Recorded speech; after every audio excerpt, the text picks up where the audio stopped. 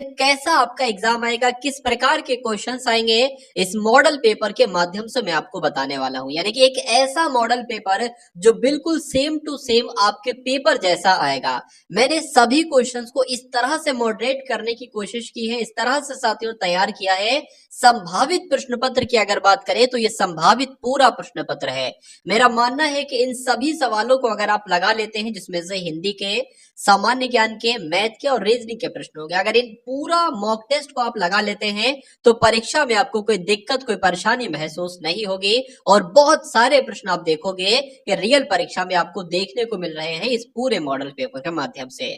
तो क्लास आपकी शुरू हो चुकी है और पहला प्रश्न आपकी स्क्रीन पर आ चुका है। सभी के सभी प्रश्न टॉप लेवल के होंगे। तो पहला प्रश्न आपकी स्क्रीन पर है कि शुद्ध वर्तनी वाला शब्द इसमें से कौन सा है।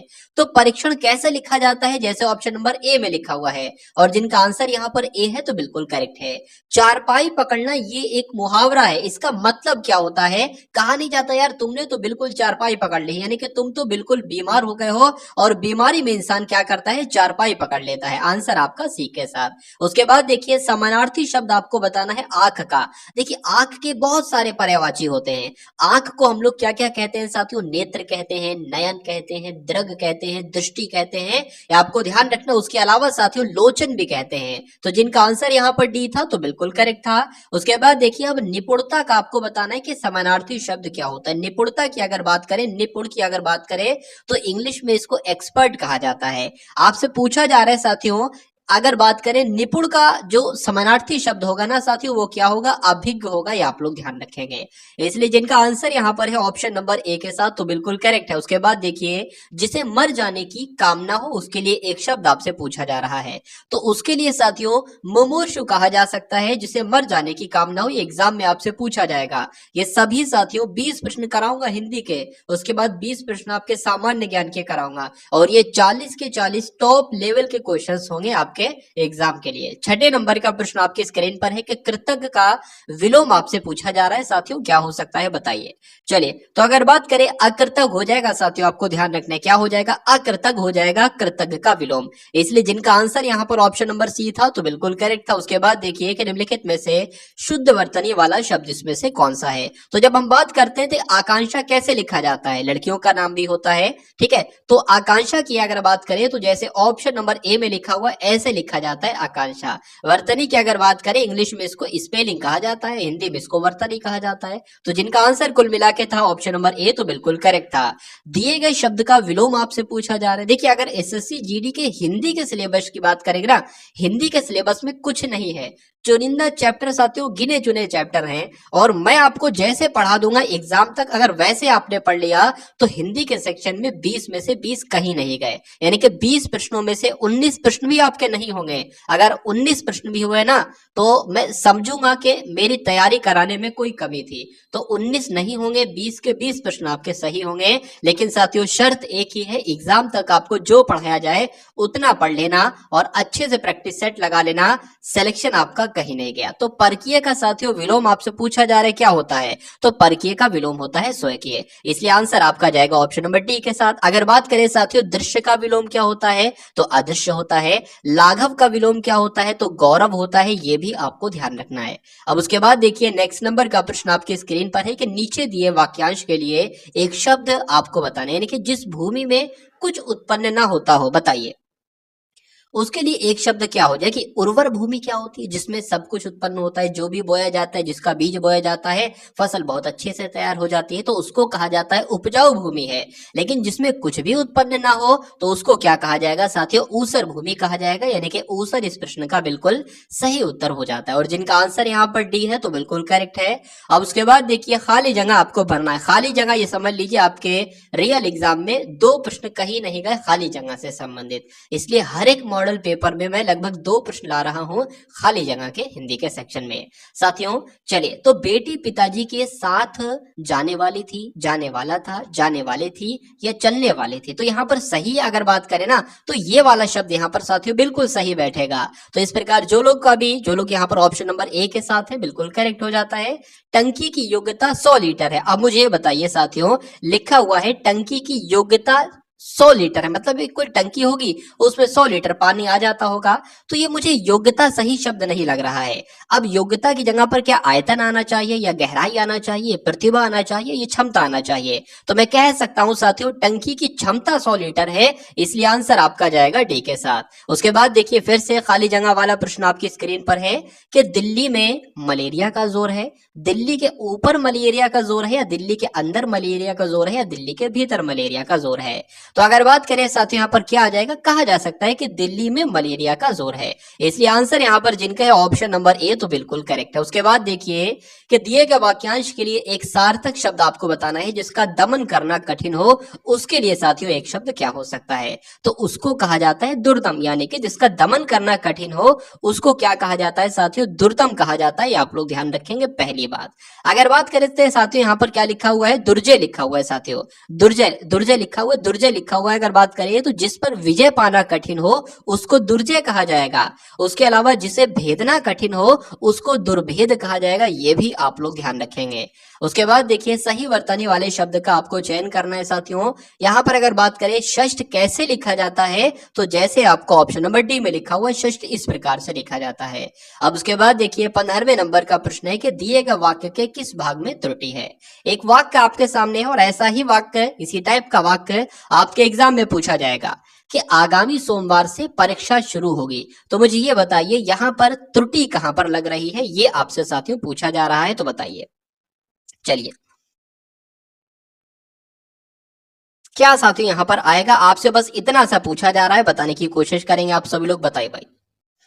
चलिए देखिए यहाँ पर अगर बात करें ना, यहाँ पर आगामी सोमवार लिखा है, लेकिन होना क्या चाहिए था, होना चाहिए था साथियों, मैं आपको बता देता हूं, होना चाहिए था आपका आगामी, क्योंकि आगामी इस प्रकार से कुछ लिखा जाता है, ऐसे नहीं लिखा जाता है। तो किस भाग में त्रुटि है, तो मैं कह सकता हूं यहाँ पर त्रुटि है, और यहाँ पर कौन सा शब्द आना चाहिए था जो मैंने यहाँ पर लिखा हुआ है। उसके बाद देखिए जो केंद्र की ओर उन्मुख होता है, इस वाक्यांश के लिए एक शब्द आपसे पूछा जा रहा है।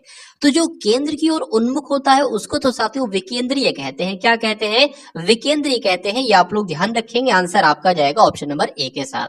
अब उसके बाद देखिए संकीर्ण का विलोम आपसे पूछा जा रहा है, तो संकीर्ण का विलोम क्या होता है साथियों, विस्तीर्ण होता है। ये आप लोग ध्यान रखेंगे, आंसर आपका जाएगा डी के साथ। अगर बात करें उत्तीर्ण का विलोम क्या होगा, तो अनुत्तीर्ण होगा। संकुचित का विलोम क्या होगा, तो विस्तृत होगा। ये 3 पॉइंट भी आप लोग ध्यान रखेंगे। इतिहास का जानकार, एक वाक्यांश इसके लिए साथियों एक शब्द आपको बताना है, बताइए। यानी कि इतिहास के जानकार को क्या कहा जा सकता है, आपसे पूछा जा रहा है। चलिए क्या इस क्वेश्चन का राइट आंसर होगा। देखिए अगर बात करते हैं ऐतिहासिक शब्द की, तो इतिहास से संबंध रखने वाले को ऐतिहासिक कहा जाता है, ठीक है ना। अगर बात करते हैं साथियों पुरातात्विक, तो ये पुरातात्विक क्या शब्द होता है, तो पुरातत्व से संबंधित उसको पुरातात्विक कहा जाता है। जो लिखित इतिहास से पहले का होता है ना साथियों, उसको क्या कहते हैं, उसको प्रागैतिहासिक कहते हैं। लेकिन इतिहास का जानकार साथियों इतिहासज्ञ कहलाता है, इसलिए आंसर आपका जाएगा ए के साथ। सही वर्तनी वाले शब्द का चयन कीजिए, बताने की कोशिश कीजिए।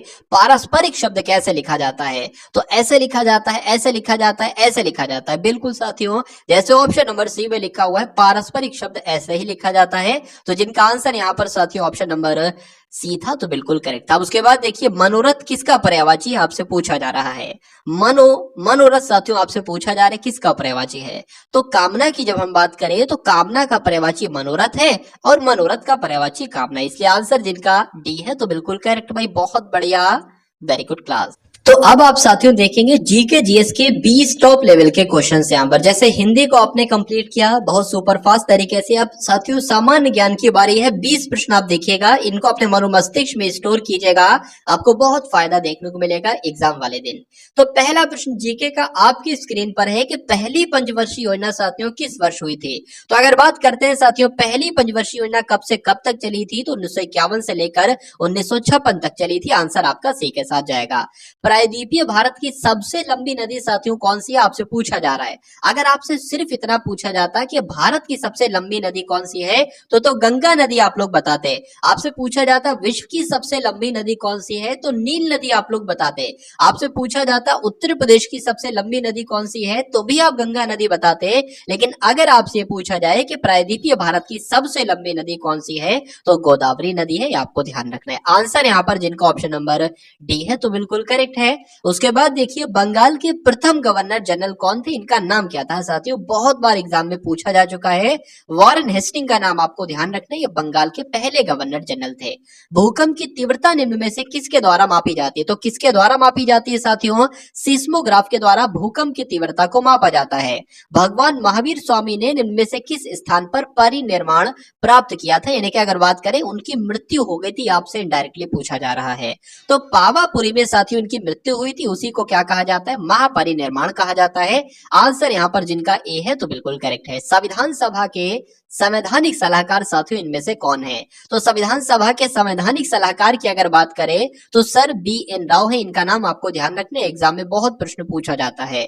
उसके बाद देखिए चीन किस नदी को पीली, यानी कि चीन की किस नदी को पीली नदी के नाम से जाना जाता है, येलो रिवर के नाम से किस नदी को जाना जाता है, तो होंगहो नदी को क्या कहा जाता है साथियों, पीली नदी कहा जाता है। और ये कहां पर है, ये साथियों चीन में है। उसके बाद देखिए ज्ञानपीठ पुरस्कार पाने वाली पहली महिला इनमें से कौन थी, तो आपको नाम किनका ध्यान रखना है, आशा पूर्णा देवी का नाम आपको ध्यान रखना है। क्यों, क्योंकि ज्ञानपीठ पुरस्कार सबसे पहले इन्हीं को दिया गया था। अब उसके बाद देखिए स्वराज पार्टी की स्थापना किसने की थी, आपसे बहुत पूछा जाता है साथियों, तो चित्तरंजन दास का नाम आप लोग ध्यान रखेंगे, क्योंकि स्वराज पार्टी की स्थापना किसने की थी, तो चित्तरंजन दास ने की थी। शुष्क सेल में कैथोड का कार्य क्या होता है, यह भी एग्जाम में आपसे पूछा जाता है, तो आप लोग ध्यान रखेंगे साथियों, ग्रेफाइट छड़ के रूप में शुष्क सेल में कैथोड का इस्तेमाल किया जाता है। आंसर आपका सी के साथ। निम्नलिखित में से कौन सी ग्रीन हाउस गैस नहीं है, तो अगर बात करें कौन कौन सी ग्रीन हाउस गैस है, तो क्लोरोफ्लोरोकार्बन है, कार्बन मोनोऑक्साइड है और कार्बन डाइऑक्साइड है, लेकिन नाइट्रोजन नहीं है।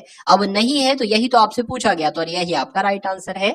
अब आपसे पूछा जा रहा है साथियों ध्वनि का सबसे ज्यादा वेग किस में होता है, तो अगर बात करें ठोस में होता है, और ठोस यहाँ पर क्या है, तो इस्पात है, इसलिए आंसर आपका ऑप्शन नंबर ए हो जाता है। उसके बाद देखिए चीनी यात्री की अगर बात करें, यानी कि फाहन की अगर बात करें, तो ये किसके शासनकाल में भारत आया था, तो किसका शासनकाल चल रहा था, चंद्रगुप्त द्वितीय का शासनकाल चल रहा था जब फाहन साथियों भारत आया, ये आप लोग ध्यान रखेंगे। चलिए उसके बाद देखिए कौन सा विटामिन घाव शीघ्र भरने में सहायक होता है, यानी कि साथियों अगर बात करें उस विटामिन की अगर कमी हो जाए किसी की बॉडी में तो घाव उसका बहुत देर से भरेगा, लेकिन अगर वो विटामिन ठीक ठाक मात्रा में हो तो वो घाव कोई भी अगर उसके चोट लगेगी ना तो वो बहुत जल्दी भर जाएगी। जैसे कि आप देखते थे बचपन में पतंग उड़ाते होंगे तो मांझे से उंगलियां कट जाती होंगी, लेकिन बहुत जल्दी इधर आपकी उंगली कटी, इधर 2 दिन बाद ठीक हो गई, फिर से उंगली कट गई, फिर से वो ठीक हो गई।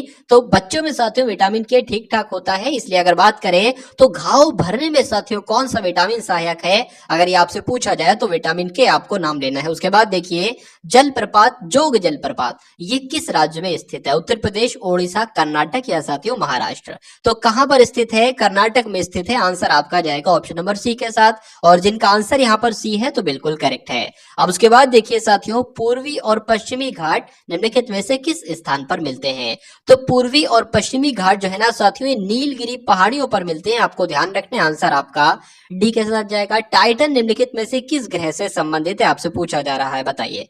तो जब हम साथियों टाइटन की यहाँ पर बात करते हैं तो किस ग्रह से संबंधित है, या आपके एग्जाम में अगर प्रश्न आ जाए तो शनि ग्रह आपको लगाना है उत्तर के रूप में। उसके बाद देखिए पंचायती राज का सबसे छोटा अंग इनमें से कौन सा है, जिला परिषद, पंचायत समिति, ग्राम या ग्राम पंचायत, तो आंसर आपका किस ऑप्शन के साथ जाना चाहिए, ऑप्शन नंबर डी के साथ जाना चाहिए। आप लोग ध्यान रखेंगे आंसर डी हो जाता है। भारत का सबसे लंबा यात्री रेल मार्ग किन 2 नगरों को जोड़ता है, तो किन 2 नगरों को जोड़ता है साथियों, आपको ध्यान रखना है, डिब्रूगढ़ और कन्याकुमारी को जोड़ता है। ये भारत का सबसे लंबा यात्री रेल मार्ग जो है ना ये डिब्रूगढ़ और कन्याकुमारी को जोड़ता है। उसके बाद देखिए साथियों सामान्य ज्ञान का अंतिम प्रश्न आपकी स्क्रीन पर है कि WWW का फुल फॉर्म क्या हो सकती है, तो WWW की साथियों फुल फॉर्म आपसे यहाँ पर पूछी जा रही है, तो आपको ध्यान रखना है क्या इस क्वेश्चन का राइट आंसर हो जाएगा, बताइए। तो वर्ल्ड वाइड वेब हो जाएगा, और ऐसा कहां पर लिखा हुआ है, ऐसा तो साथियों ऑप्शन नंबर सी में लिखा है, तो जिनका आंसर यहाँ पर सी है तो बिल्कुल करेक्ट है।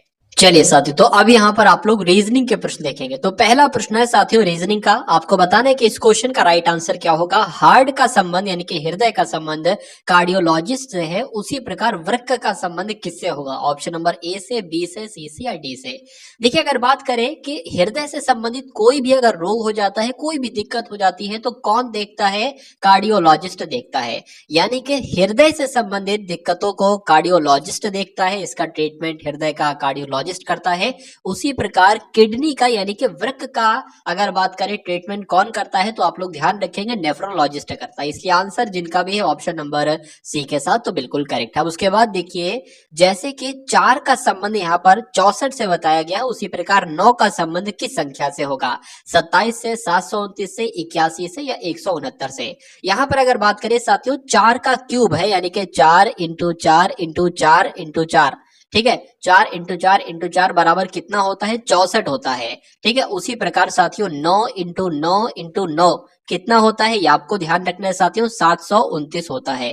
इसलिए अगर बात करें 9 का क्यूब क्या होता है तो ऐसे भी कर लो, 9 का क्यूब कितना होता है? 729 होता है। इसलिए आंसर जिनका भी यहाँ पर ऑप्शन नंबर बी है तो बिल्कुल करेक्ट है। अब उसके बाद देखिए साथियों नेक्स्ट नंबर का प्रश्न आपके स्क्रीन पर है। ये मेरा मानना है साथियों इस क्वेश्चन में क्या करेंगे लोग 99% जो है ना वो फेल हो जाएंगे साथियों, 99% लोग इस क्वेश्चन का आंसर नहीं कर पाएंगे। तो बताइए इसका आंसर क्या हो सकता है, एक बार ट्राई करके देखिए। अगर यहाँ पर हम लोग बात करते हैं साथियों, देखिए यहाँ पर लिखा है HGUOR, यहाँ पर लिखा है HTOOMS। अगर हम सबसे पहले लेटर पोजीशन की बात करें तो 8 है, 7 है, उसके बाद 21 है यहाँ पर, ठीक है, और उसके बाद O जो होता है 15 पर आता है, R आपका 18 पर आता है, ठीक है ना। अगर बात करते हैं साथियों यहाँ पर H आपका 8 पर आता है, T आपका 20 पर आता है और O 15 पर आता है, फिर से O 15 पर आता है और फिर आपका साथियों M जो है वो 13 पर आता है और S आपका 19 पर आता है। तो 8 की जगह 8 ही रख दिया हमने, ठीक है, 7 की जगह 20 रख दिया, 21 की जगह 15 रख दिया, फिर 15 की जगह यहाँ पर क्या आ गया, सॉरी हाँ 15 की जगह 15 रख दिया। मतलब कुछ भी करोगे ये लॉजिक बन नहीं पा रहा है, तो कुछ अलग तरीके से हम लोग देखेंगे। देखिए यहाँ पर अगर बात करें ना, ये आपका स्मूथ लिखा है, अगर इधर से चलोगे इधर के लिए तो ये आपका स्मूथ लिखा है। क्या लिखा है? ये लिखा है साथियों, ये लिखा है, ये स्मूथ लिखा है। और इसमें भी अगर इधर से चलेगा ना तो ये क्या लिखा है? ये रफ लिखा है। कैसे रफ लिखा है? ROUGH। रफ का मतलब होता है रूखा, ठीक है ना। रफ का मतलब क्या होता है? रफ का मतलब होता है रूखा और स्मूथ मतलब होता है एक तरीके से अगर बात करें तो ये इसका एंटोनिम्स है साथियों। अब उसी प्रकार हमें भी इसका एंटोनिम्स ही ढूंढना होगा। इसको जब हम उल्टी तरफ से लिखेंगे यानी कि टेंडर की जब हम साथियों बात करते हैं ना, टेंडर का मतलब क्या होता है ये सबसे पहले अगर हम लोग बात करें तो क्या होता है? तो टेंडर का मतलब तो वही नाजुक होता है, कोमल होता है, ठीक है। अब मुझे ये बताइए ऐसा ऑप्शन में से कौन सा वर्ड है जिसका मतलब होता है कठोर? ये आपसे पूछा जा रहा है, बताइए। चलिए तो अगर बात करते हैं साथियों टफ की, अगर बात करें तो टफ मतलब हार्ड हो जाएगा या कठोर हो जाएगा। तो कुल मिला के ये समझ में आ गया होगा, मेरी ऐसी उम्मीद है कि इधर से चलोगे स्मूथ का विलोम क्या हो जाएगा? रफ, और उसी प्रकार इधर से टफ का विलोम क्या हो जाएगा? टेंडर हो जाएगा। तो जिनका आंसर यहाँ पर सी था तो बिल्कुल करेक्ट था। इस बार ऐसा क्वेश्चन साथियों आप अपने एग्जाम में देखेंगे। उसके बाद देखिए 3 है, 5 है साथियों, 4 है, 16 है, 5 है, 17 है और फिर 6 है, उसके बाद कौन सा नंबर आएगा? ये एक सीरीज वाला प्रश्न है।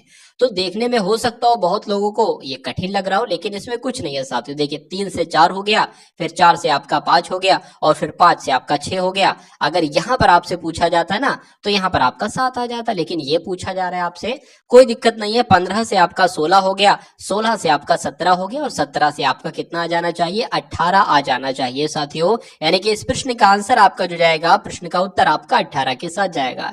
अब उसके बाद देखिए साथियों एक और प्रश्न है सीरीज वाला आपकी स्क्रीन पर, बताइए इसका राइट आंसर क्या हो सकता है। अगर बात करें आर जो आता है ना साथियों वो 18 पर आता है, ओ आपका 15 पर आता है, एल आपका 12 पर आता है, आई आपका 9 पर आता है और एफ आपका 6 पर आता है। अब मुझे ये बताइए यहाँ पर से मुझे ऐसा लग रहा है कि 3 कम हुए हैं, इसमें भी 3 कम हुए हैं, 3 कम किए 9 आ गया, 3 कम किए 6 आ गया, तो 3 कम करेंगे तो साथियों 3 आ जाएगा। और 3 पर साथियों कौन सा लेटर होता है? तो सी लेटर होता है और सी के ऑप्शन में है तो बिल्कुल है। इसलिए आंसर आपका जाएगा ऑप्शन नंबर सी के साथ, यानी कि ए के साथ, और आंसर आपका सी हो जाएगा। अब उसके बाद देखिए साथियों नेक्स्ट नंबर का प्रश्न आपकी स्क्रीन पर है तो बताने की कोशिश करेंगे आप सभी लोग, बताइए।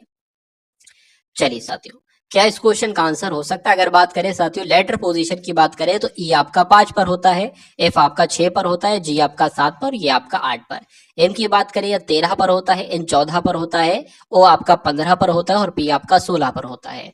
क्योंकि उसी प्रकार बात करते हैं साथियों 17 पर होता है, आर 18 पर होता है, एस आपका 19 पर होता है और टी आपका 20 पर होता है।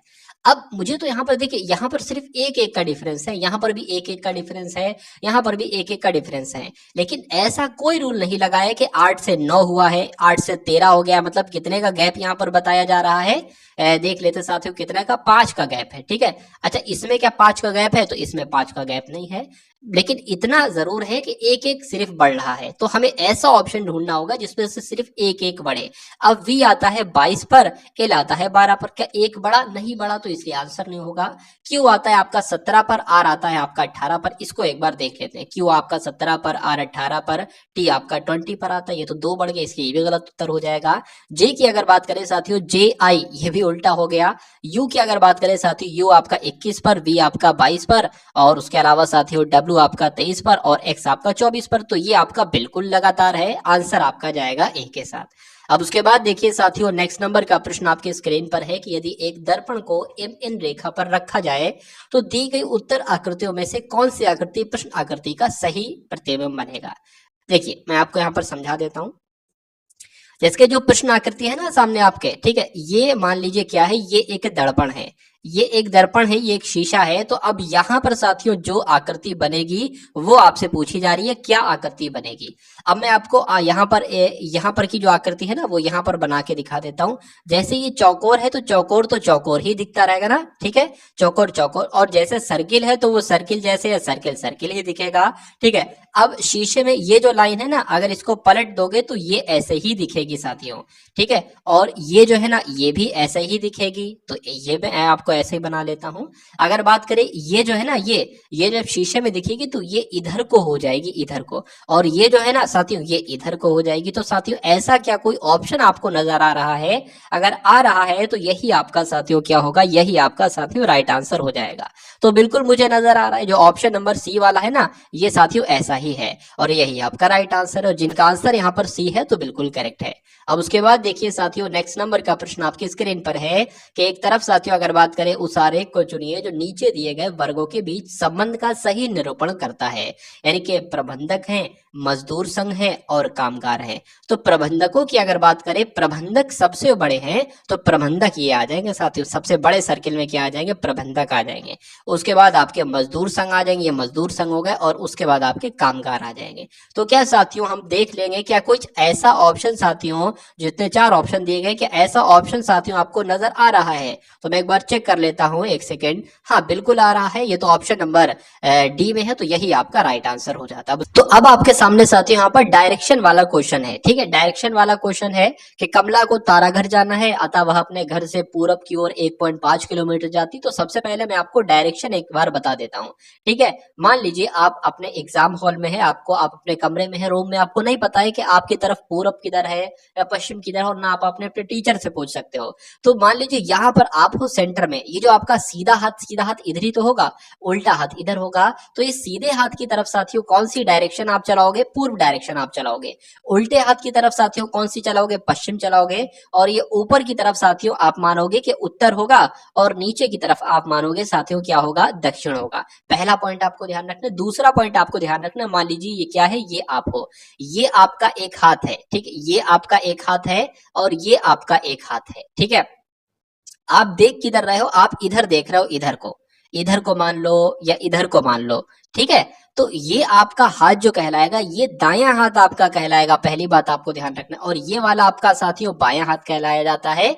अगर साथियों ये 2 चीजें आपने देखनी डायरेक्शन वाले में, तो 70% क्वेश्चन चांस है आप कर लेते हो, ठीक है। चलिए तो अब हम लोग देखते हैं साथियों कैसे ये क्वेश्चन होगा। कमला एक लड़की है, ताराघर जाना चाहती है, अतः वह अपने घर से पूरब की ओर कितनी चलती है, 1.5 किलोमीटर चलती है। मान लीजिए साथियों ये है, ठीक है, हमने पूरब की इधरी तो चलाएंगे साथियों, कितना चलेगी साथियों, 1.5 किलोमीटर ये तारा लड़की जो है कमला ये चली।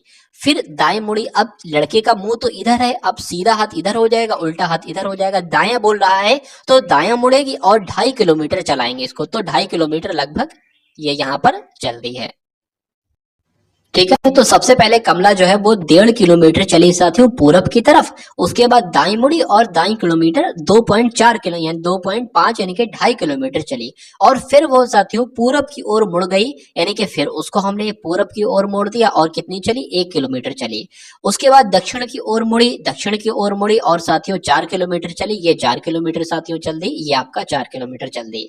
उसके बाद लिखा हो पश्चिम की ओर मुड़ी और 2.5 किलोमीटर चली, 2.5 किलोमीटर चली। ये 1 किलोमीटर चली है, तो ये 1 किलोमीटर यहां तक हो गया साथियों, 1 किलोमीटर। और ये 1.5 किलोमीटर है, तो यहां से 1.5 किलोमीटर हो गया, यानी कि कुल मिला के 1.5 किलोमीटर ये और 1 किलोमीटर ये, कुल मिला के साथियों 2.5 किलोमीटर ये यहां से यहां तक, यानी कि यहां से यहां तक चल दी है।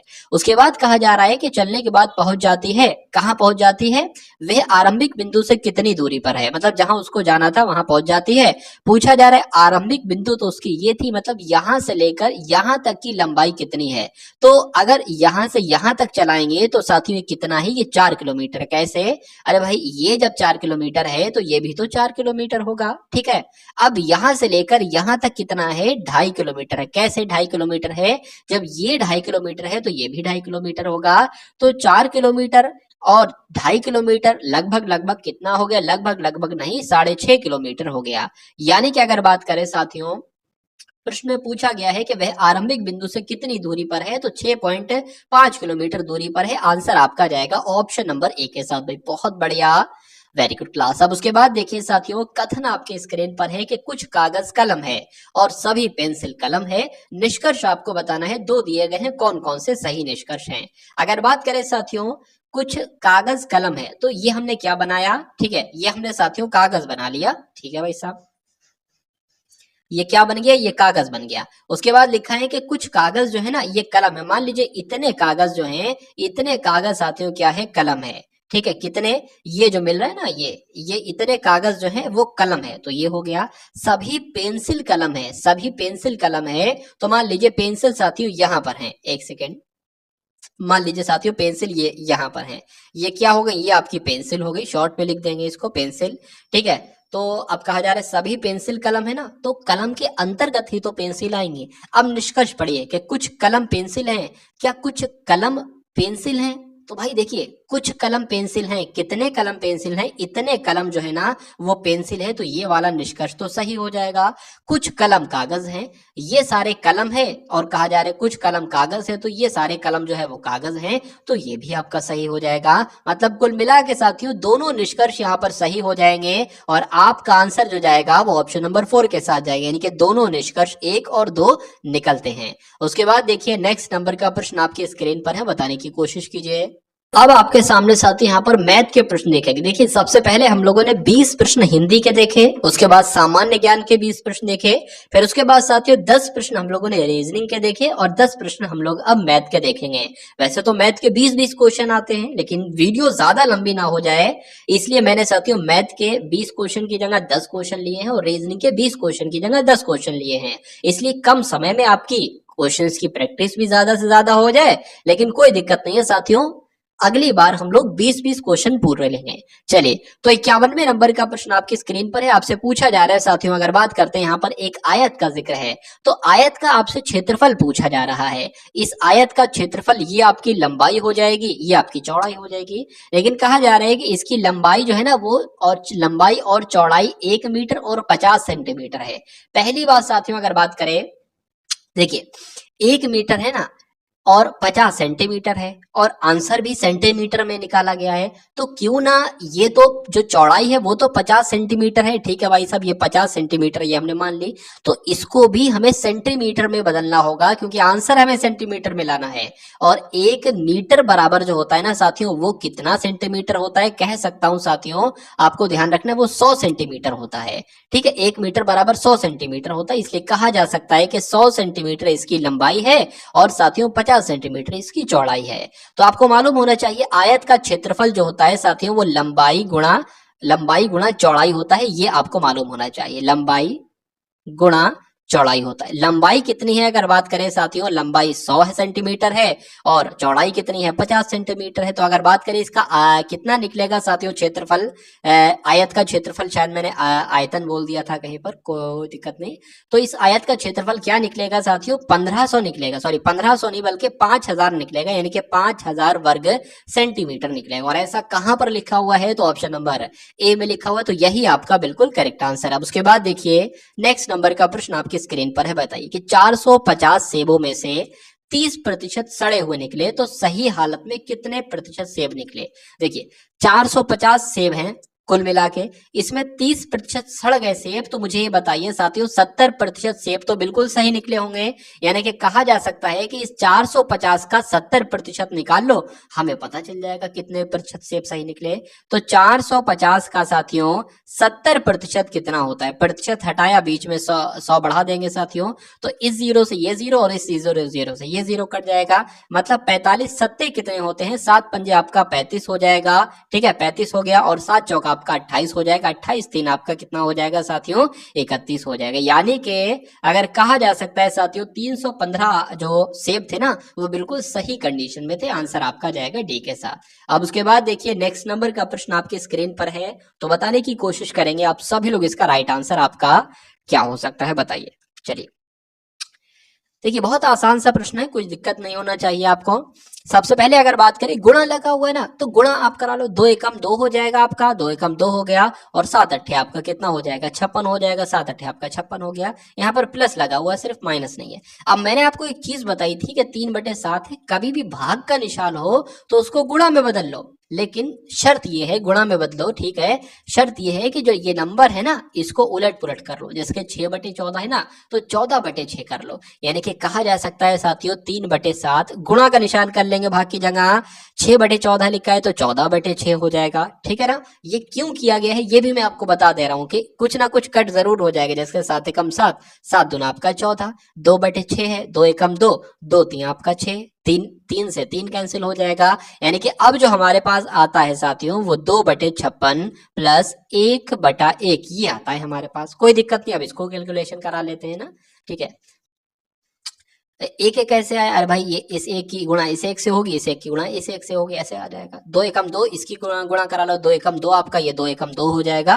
ठीक है 56 एकम 56 हो जाएगा, प्लस आपका ये 56 एकम 56 हो गया, नीचे क्या आ जाएगा ये भी 56 एकम 56 आ जाएगा। ठीक है ना, तो उसके बाद साथियों 56 प्लस 2 कितना होता है 58 होता है। ठीक है तो 58 बटे कितना आ जाएगा साथियों ये आपका 56 आ जाएगा। इसको 2 से कट करेंगे तो 2 दूना आपका 4 हो जाएगा, 2 नीमा आपका 18 हो जाएगा। इसको जब कट करोगे तो 2 चौका आपका सॉरी 2 दूना आपका 4 हो जाएगा, 2 अट्ठे आपका 16 हो जाएगा।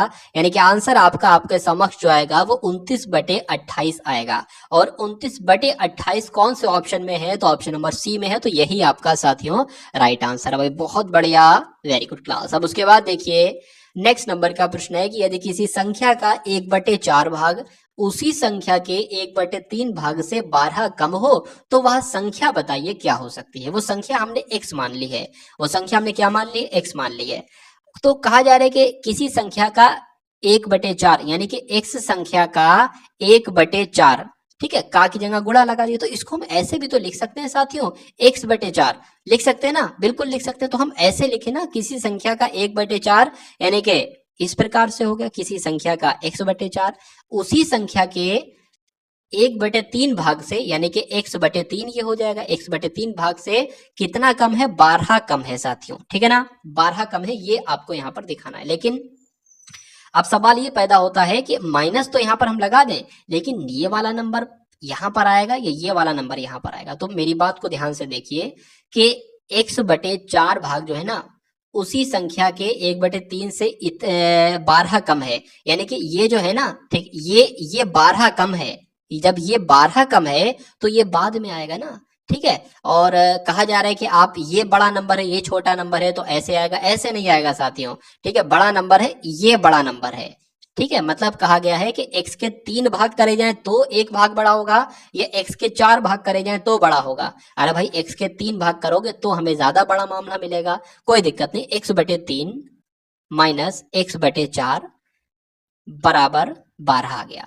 इसको कैलकुलेट कर लो साथियों, 4x हो जाएगा माइनस 3x हो जाएगा, नीचे आपका 3 चौक आपका कितना आ जाएगा, 12 आ जाएगा, बराबर ये 12 आ जाएगा। इधर आ जाओ जरा, ठीक है, ये 4x में से 3x जाएगा साथियों, x बचेगा, इधर 12 गुणा 12 हो जाएगा। और आपको मालूम होना चाहिए साथियों 12 गुणा 12 कितना होता है, 144 होता है, इसलिए आंसर आपका जाएगा ऑप्शन नंबर ए के साथ। और जिनका आंसर यहाँ पर ए है तो बिल्कुल करेक्ट है। अब उसके बाद देखिए 55वें नंबर का प्रश्न का उत्तर आप लोग बताइए कि आंसर आपका क्या होगा। यहां पर क्या अगर साथियों बात करते हैं कि यदि 6 संख्याओं का औसत 12 है, कभी भी ऐसे लिखा हो लाइन 6 संख्याओं का औसत 12 है तथा 7वीं संख्या आ जाने से उसका औसत 11 हो जाता है, तो 7वीं संख्या क्या होगी। 6 संख्याओं का औसत 12 है, यानी कि 6, मैं ले लेता हूं साथियों, पेन ले लेता हूं मैं यहाँ पर। 6 संख्याओं का औसत कितना बताया गया है साथियों, 12 बताया गया है। तो 6 संख्याओं का कुल योग कितना होगा, यहां पर वो आ जाएगा, यानी कि 12 पंजे 60, 12 छंग 72, ये क्या है, ये उन 6 संख्याओं का कुल योग है। ठीक है, ये हमें मिल गया, कुल कुल योग हमें मिल गया। उसके बाद कहा है कि एक संख्या और इसमें आ गई, यानी कि 6 संख्याएं थी, अब कितनी संख्या हो गई, 7 संख्याएं हो गई। तो जब 7 संख्याएं हो जाती हैं तो उसका औसत 11 हो जाता है, तो यहाँ पर 11 औसत हो जाता है। अब इसको इन 7 संख्याओं का योग कितना है, तो 11 सत्ते 77 हो जाएगा। ठीक है, यानी कि ये 7 संख्याओं का औसत है, सॉरी ये 7 संख्याओं का योग है और ये 6 संख्याओं का योग है। तो इनका अगर डिफरेंस निकाले तो हमें 7वीं संख्या तो खुद पता चल जाएगी। और 77 माइनस 72 साथियों कितना आ जाएगा, 5 आ जाएगा, यानी कि जो 7वीं जो उस एक्स्ट्रा संख्या थी वो क्या थी साथियों, 5 थी। इसलिए आंसर आपका किस ऑप्शन के साथ जाएगा, तो ऑप्शन नंबर किसके साथ जाएगा, सी के साथ जाएगा, यानी कि 5 के साथ।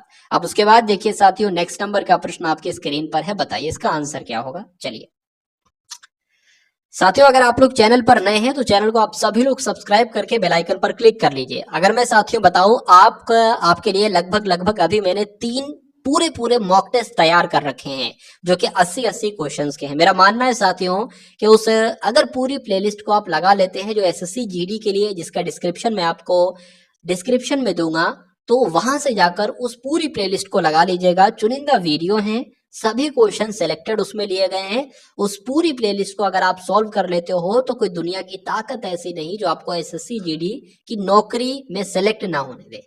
ठीक है, तो उसका डिस्क्रिप्शन में मैं आपको लिंक दे दूंगा, वहां से जाकर आप उसको देख सकते हो और बिल्कुल सब कुछ निःशुल्क है, कुछ पेड नहीं है साथियों। चलिए तो इस क्वेश्चन की बात करें, 7 + 7 + 7 भाग 7, 5 + 5 + 5 भाग 5 यहाँ पर लिखा हुआ है। ठीक है, इतनी बात आपकी समझ में आ गई होगी, मैं उम्मीद करता हूं। चलिए, लेकिन यहाँ पर एक चीज नहीं दी है टाइपिस्ट ने यहाँ पर एक भाग है वो नहीं दिया, कोई दिक्कत नहीं। तो सबसे पहले हम इसको सॉल्व कर लेंगे। 7 7 7 कितना हो जाएगा, 21 हो जाएगा। भाग का निशान लगा है तो ये हम भाग का निशान लगा लेंगे, एक बड़ा भाग का निशान लगा है तो ये बड़ा भाग का निशान लग जाएगा। 5 + 5 + 5, अब नहीं होगा ये 15, क्यों, क्योंकि यहाँ पर ब्रैकेट नहीं लगा, ऐसे करके ब्रैकेट नहीं लगा है, ब्रैकेट लगा था इसलिए सॉल्व कर लिया हमने। ठीक है, बोर्ड मास का रूल आपने पढ़ा होगा, बी से ही होता है ब्रैकेट। ठीक है, अगर ब्रैकेट ना लगा होता तो इसको सॉल्व करते, ब्रैकेट ना लगा है तो इसको सॉल्व करेंगे, यानी कि इस 5 से ये 5 कट जाएगा, तो आपके पास क्या बचेगा, 5 + 5 + 1 ये बचेगा। और इसको कैलकुलेट करके क्या आएगा, 11 आएगा, तो इसलिए यहाँ पर 11 आ जाएगा साथियों। ठीक है, बटे में हम 1 मान लेते हैं, कोई दिक्कत नहीं है। अब अगर बात करें इसको कैसे सॉल्व करेंगे तो पूरी मंजिल बन गई, तो कोई दिक्कत नहीं है साथियों। ठीक है, 21/7 हो गया। अब अगर बात करें ये भाग का निशान है, तो एक तरीके से ये भाग का निशान है ना, ये ऐसे करके मैंने आपको बताया था भाग के निशान को गुणा में बदल लो, लेकिन गुणा में बदलो, लेकिन ये जो नंबर है इसको उल्टा पुल्टा कर दो, यानी कि 11/1 है ना, तो 1/11 कर, तो ये 1 आपका 11 हो जाएगा। ठीक है, अब अगर बात करें साथियों 21/7 गुणा 1/11, इसको सॉल्व करना है। 7 एकम 7 हो गया, 7 यहाँ 21 हो गया, यानी कि 3 एकम 3 और 11 यहाँ पर 11 आ जाएगा। तो आंसर आपका किस ऑप्शन के साथ जाएगा, 3/11 के साथ जाएगा। और जिनका आंसर यहाँ पर ऑप्शन नंबर बी है तो बिल्कुल करेक्ट है।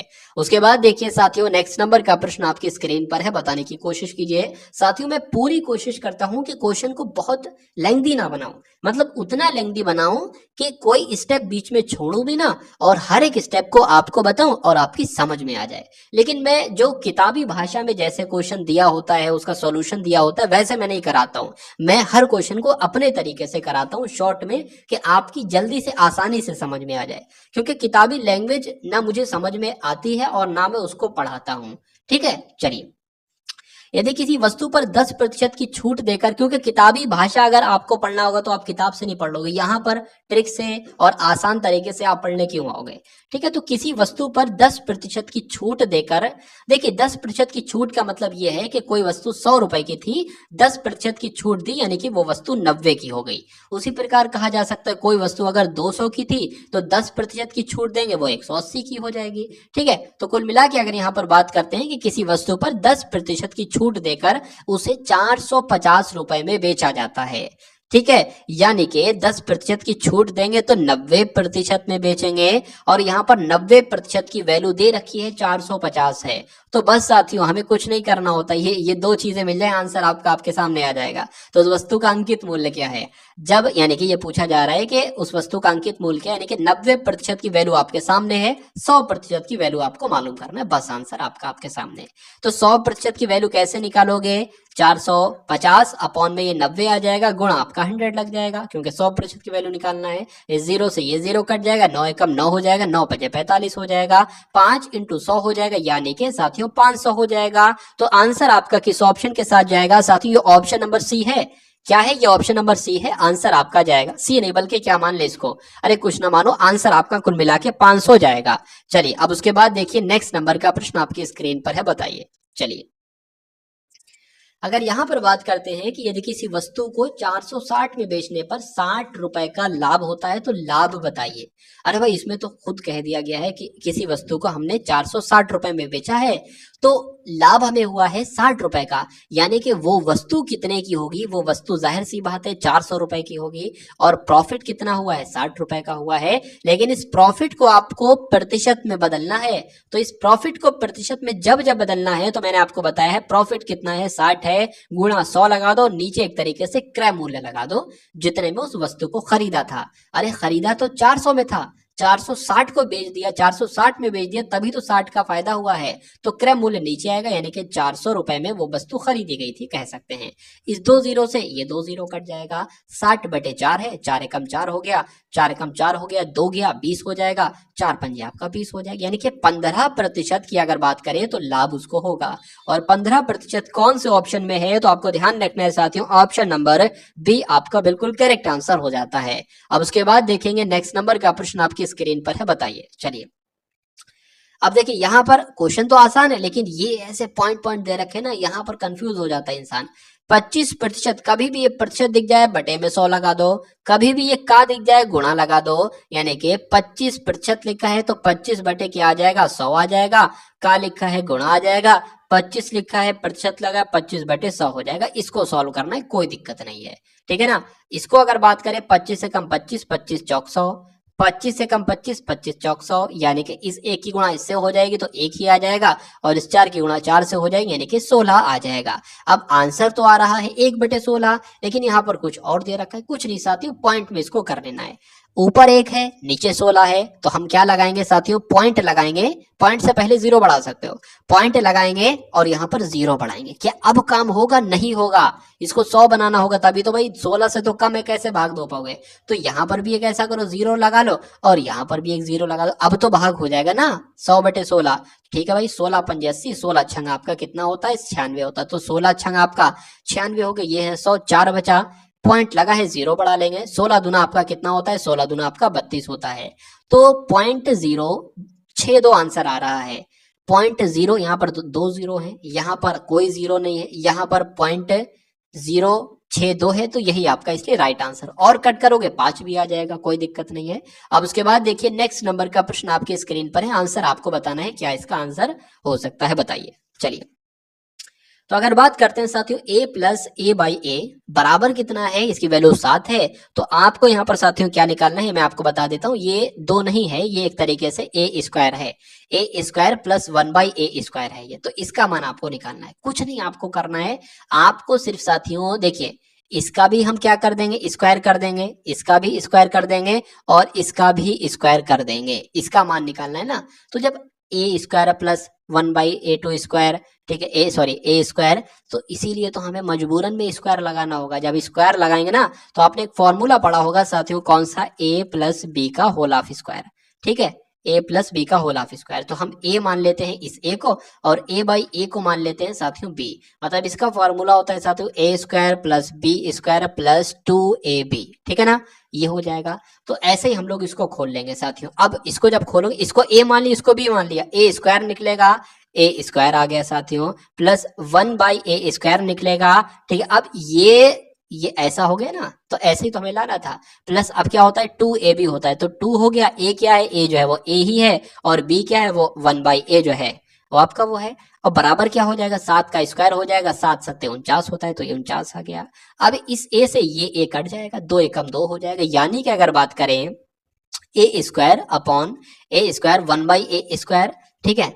अब साथियों यहाँ पर कुछ नहीं बचा है, सिर्फ 2 एकम, यहाँ पर 2 है और यहाँ पर 49 है, तो बराबर साथियों 49 लिखा, ये 2 इधर है, बराबर के उधर जाएगा, माइनस का 2 हो जाएगा। यानी कि साथियों अगर बात करते हैं 49 माइनस 2 क्या आ जाएगा, 47 आ जाएगा। तो ए स्क्वायर प्लस 1/a स्क्वायर बराबर कितना आ जाएगा साथियों, 47 आ जाएगा। और यही तो साथियों हमें क्या करना था, निकालना था, क्योंकि यही तो आपसे पूछा जा रहा था कि ए स्क्वायर प्लस 1/a स्क्वायर का मान क्या होगा, तो 47 होगा। इसलिए आंसर आपका किस ऑप्शन के साथ जाएगा, ऑप्शन नंबर डी के साथ जाएगा। और जिनका आंसर यहाँ पर डी है तो बिल्कुल करेक्ट भाई, बहुत बढ़िया, वेरी गुड क्लास। तो ये साथियों